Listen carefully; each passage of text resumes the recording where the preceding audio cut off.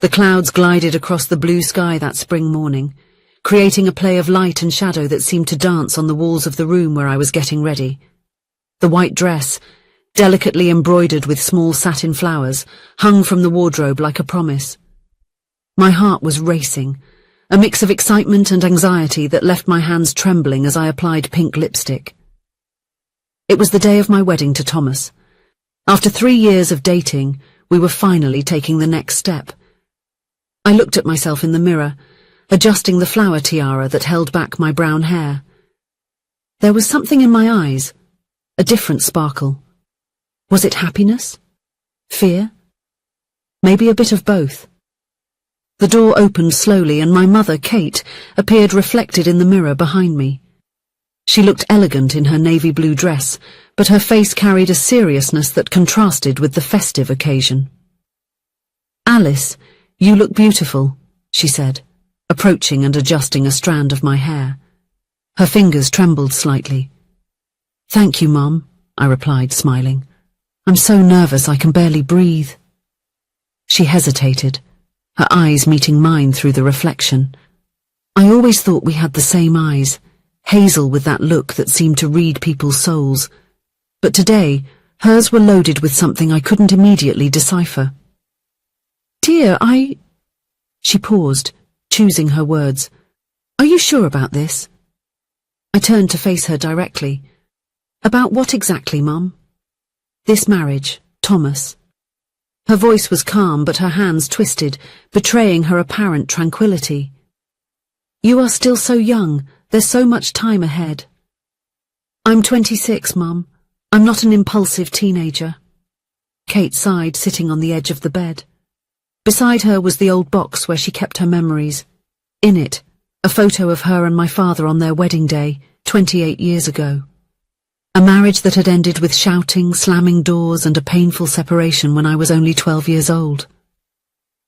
"Alice," she said softly, "love in the beginning is like fireworks. Bright, exciting, but then, when the lights go out and only smoke remains." "Thomas is not like Dad," I replied firmly, sitting beside her. "You know that." She took my hands and squeezed them tightly with an unexpected urgency. "You have plans, dreams. That master's degree in literature you've always wanted."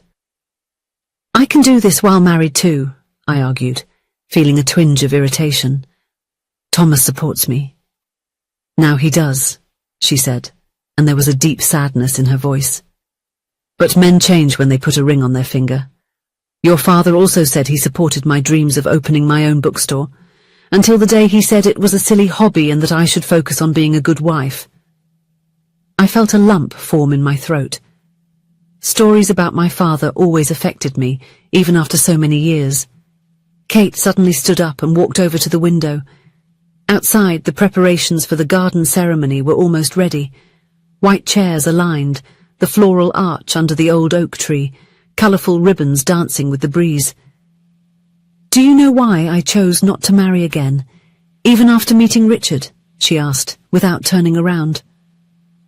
Richard had been my mother's partner for 5 years, a kind man who treated her with respect and affection. "Because you were traumatized by marriage," I replied automatically. She turned, a sad smile on her lips. "No, dear. It's because I learned that happiness doesn't come from a piece of paper or a ceremony. It comes from the freedom to be who you are, without having to shape yourself to anyone's expectations." I looked at the clock on the wall. There was 1 hour left until the ceremony. My stomach tightened in a mix of excitement and anxiety. My mother approached again and, in a gesture that caught me by surprise, gripped my arm firmly. "Alice," she said, her voice choked, "you will never be happy if you marry today." Her words hit me like a physical blow. It wasn't a mere opinion or advice. It sounded like a prophecy, a painful certainty coming from someone who had already been through this. "Mother, please," I whispered, trying to control the tears that threatened to ruin my makeup. "Not today." She slowly released me, stepping back. I saw in her eyes that she wanted to say more, to convince me, to protect me from what she feared might be a terrible mistake. But I also saw the exact moment when she decided to respect my choice. "I'll be by your side no matter what happens," she said finally, adjusting my veil with gentle hands. "I just want you to be happy, my love, truly happy." In that moment, with the afternoon sun illuminating the room and the distant sound of guests arriving, I made my decision. I loved Thomas. I believed in our future together. And so, despite my mother's warning echoing in my ears, I walked down the aisle of flowers under her concerned gaze to say yes to the man I had chosen as my life partner. The first months of marriage were like a dream. Thomas and I moved into a small apartment near the city centre, decorated with second-hand furniture and plants, struggling to survive under our inexperienced care. On the walls, photographs of our honeymoon on the beach, genuine smiles and loving gazes. Thomas worked as an engineer in a medium-sized company, while I taught literature at a high school, saving every penny to start my master's degree the following year. Our nights were filled with impromptu dinners, old movies, and late-night conversations about books, dreams, and the future we would build together. My mother's words seemed more and more distant, almost an echo of an irrational fear. Thomas was not like my father. He encouraged me, valued my independence, and celebrated my small victories. When I mentioned applying for the master's program, he was the one who researched the deadlines and helped me organize the necessary documents. Kate visited us occasionally, always bringing small practical gifts, tablecloths, kitchen utensils, books. She would smile at seeing our happiness, but sometimes I caught her watching Thomas with an analytical look, as if she were searching for signs of something only she could recognize. Then, 6 months after the wedding, our little perfect world began to show its first cracks.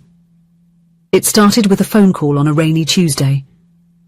Thomas picked up the phone and his expression changed immediately. After a few minutes of quiet conversation, he hung up and sat heavily on the couch. "The company is making cuts," he said, his voice strangely distant. I was laid off. I sat beside him, holding his hand. "We will be okay," I assured him. "You are talented. You will find another job quickly." He nodded, but there was a shadow in his eyes that didn't disappear. In the following weeks, Thomas sent out dozens of resumes, attended interviews, received vague promises. Meanwhile, our savings dwindled. The rent, the bills, the everyday expenses, everything suddenly seemed heavier. One night, coming home after a long day at work, I found Thomas sitting in the dark, staring at the computer screen showing yet another job rejection. "Maybe we should postpone your master's enrollment," he suggested when I sat down next to him. "Just until I find a new job." I felt a chill run down my spine. My mother's words echoed in my mind. "You will never be happy if you marry today." Was this what she feared? That I would have to give up my dreams because of marriage? "No," I replied firmly. "We'll find a way. I can take on more teaching hours, maybe do private tutoring." Thomas ran a hand through his hair, a gesture that had become frequent since the layoff. "I don't want you to carry all the burden, Alice. It's not fair to you." "That's what a marriage is for," I argued. "We support each other." He smiled sadly. "Like your father supported your mother?" His words hit me like a slap. Thomas knew well the story of my parents, the broken promises, the deferred dreams that never came true. "You are not my father," I replied, my voice trembling slightly. "No," he agreed, "I'm not, and I don't want to become him." That night, lying in bed while Thomas took a shower, I picked up my phone and stared at my mother's number. Part of me wanted to call, to confess my worries, to ask if this was what she had foreseen. Another part feared that confirming her suspicions would be like admitting defeat. The next day when I got home, I was surprised to find Thomas in the kitchen, preparing my favorite dish. On the table, an envelope. "What is this?" I asked, curious. "Open it," he said, a slight smile on his lips. Inside, I found an acceptance letter for a scholarship program for my master's degree. Thomas had researched, gathered the information, and even filled out part of the documentation. "You deserve to achieve your dreams, Alice," he said, holding my hands. "We'll find a way. Together." At that moment, I felt the tears streaming down my face. They were not tears of sadness or fear, but of relief and gratitude. Thomas was not stepping away from my dreams. He was helping me find new ways to achieve them, despite the difficulties. In the following weeks, we both reinvented ourselves. Thomas found a temporary job at an architecture office, not his ideal area, but it allowed us to pay the bills while he continued looking for something better. I got a partial scholarship for my master's degree and organised my class schedule so I could study without giving up income. Our life wasn't perfect.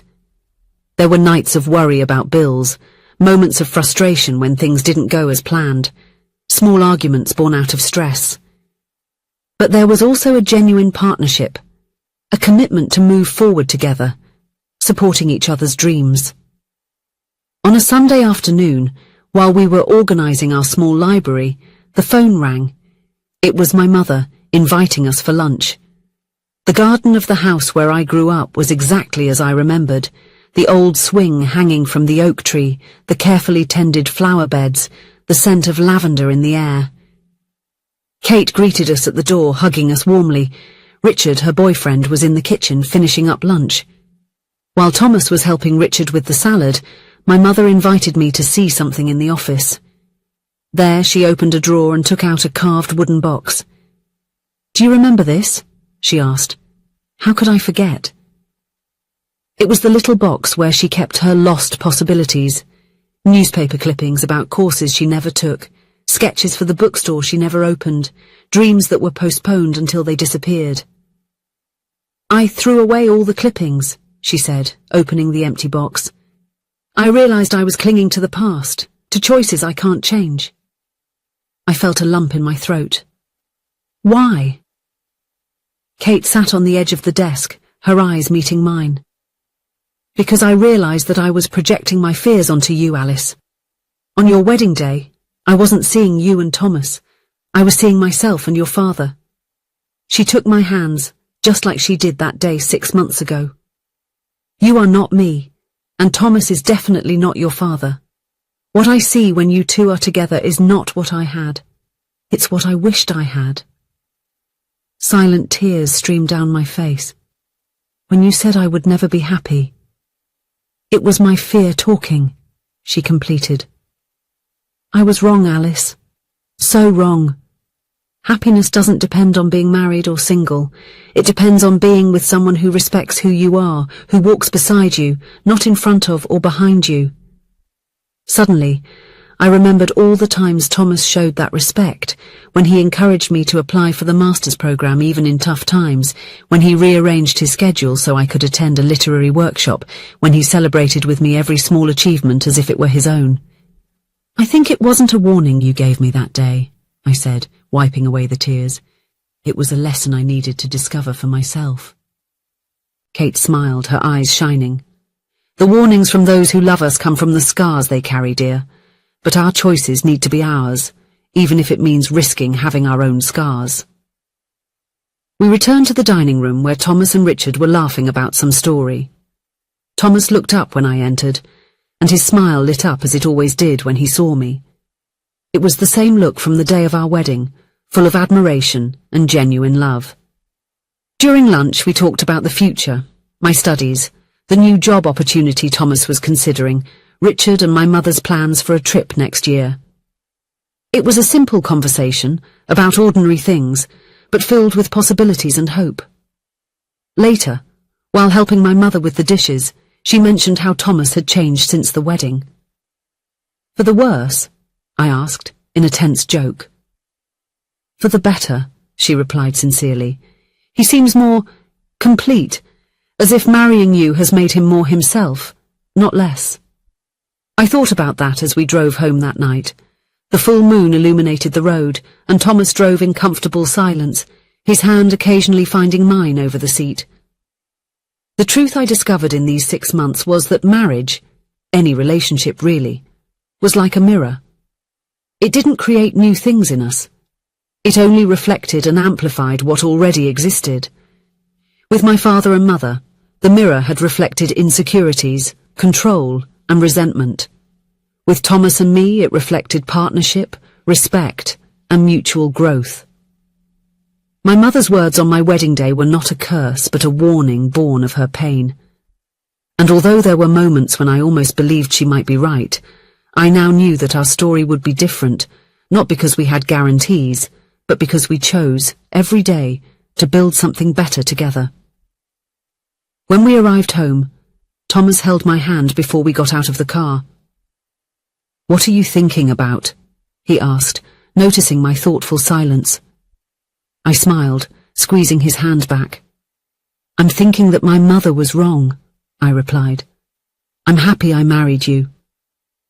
His smile lit up the night, and as we walked together to our little house, I was certain that regardless of any challenges that might come our way, we would continue writing our story with 4 hands, a story different from the one my mother feared, and much more beautiful than either of us could have imagined. If you enjoyed the story, please leave a comment with a rating from 1 to 5 to show how much you liked it. Also, watch the video that is now appearing on your screen. See you soon.